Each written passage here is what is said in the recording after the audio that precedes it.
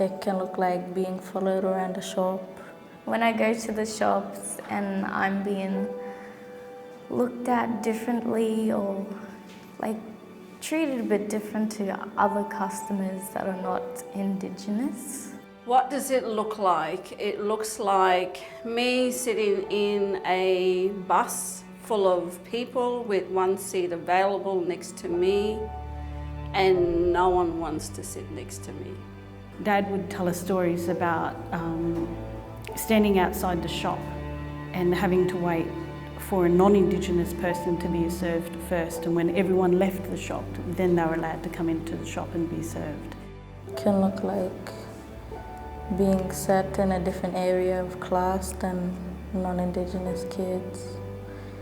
It can look like sort of being like left to last, I guess. I think it sounds like there's this really low expectation, there's this really gravel tone to it, which is, typical. Like typical what? Oh, typical drunk. Oh, typical. Like typical what? Oh, not at work. Every day I hear it loud, I hear it bold, and I hear the ugliness of it because people have presumed I'm not a First Nations Australian.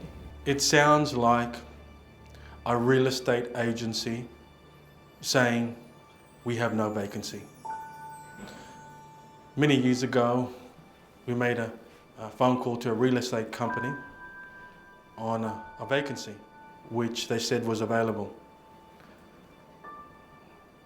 We said we'd be down there in 15 minutes. We arrived, I walked into the real estate company. I asked about the property and its availability. They shared to me that it was not available. I walked out, my wife, who's from New Zealand, walked back in, asked the same question. The place was available. And she walked back out of the place and to her disbelief shared that it was available, knowing full well moments ago it was shared to me that it was not. I was upset knowing that this is still around and hoping that it would no longer be around. Unfortunately, because of the country and the place that we live in, this type of behaviour is very prevalent. It's general, and sometimes it's more subtle than open. It feels like a mixture of emotions when at times it feels like someone's reached into your chest and pulled your heart out. Oh gosh. And ripped it to pieces. It feels like you're not as worthy. It feels like you are worthless, that you're not as good as the next person. And it feels empty and hateful. It feels like I'm not good enough. You think, okay, well, where does that come from?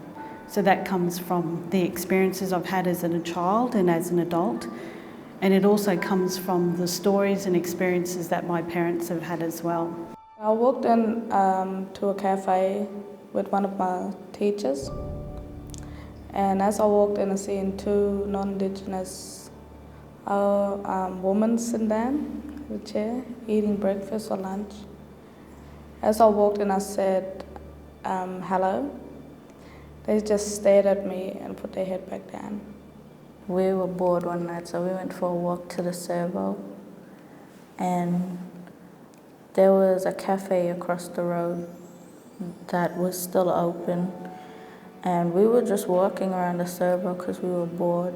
And the police came and they started questioning us, saying that they got a call from the cafe owner saying that we were breaking into the servo, and they asked us if it was true, and we said no, we were just walking around, and they didn't believe us, so they asked where we live, what our name was, who our parents were, where we come from. And then they went to the servo and they was looking around, seeing if we touched anything, if any windows or doors were broken or anything. But they didn't find anything, so. And they sort of left us.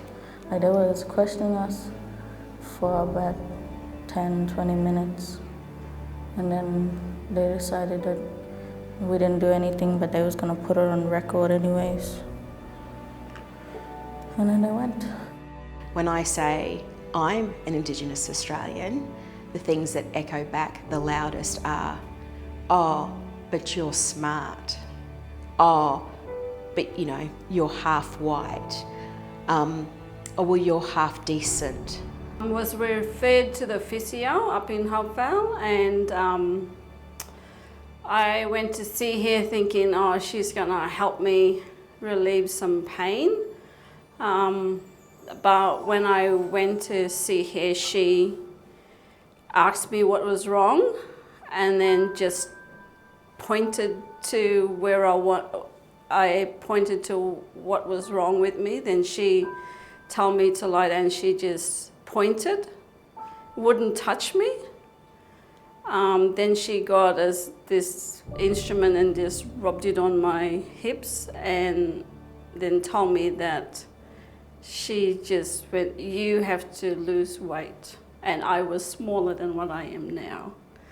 But I've heard other family members say the same, that she would not touch them. One time I went to my local store in Mossman and I was getting a present for my brother. So I went, as I was going to pay for it, the lady over the counter said, oh, we accept basic cards. And I was like, sorry, but I'm using my credit card. And she said, oh, like it was like, yeah, a bit of a shock to me. So they looked me straight in the eyes. And I thought that they was gonna ask for something, like me hoping for me to say something, like, yeah. So I just said hello. I think some of the stores think that we don't have jobs and money and anything, yeah. So they, expect us to, just be paying with basic cards and not cards and our own money. Felt like sort of being judged by the look of your skin and sort of making us out to be criminals when we was just sitting there. It made me think in public that if I use my manners and that to other people, they would ignore me and just walk away. Makes me feel like speechless and that.